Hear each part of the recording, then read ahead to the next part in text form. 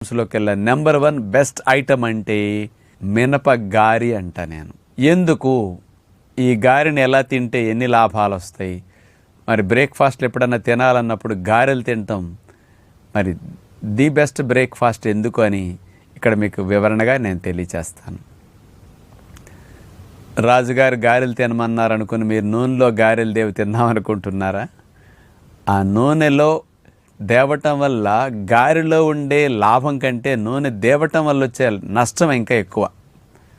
కాబట్టి మీరు హెల్దీగా గారెలు తినే టెక్నిక్ నేను ఒకటి చెప్తాను.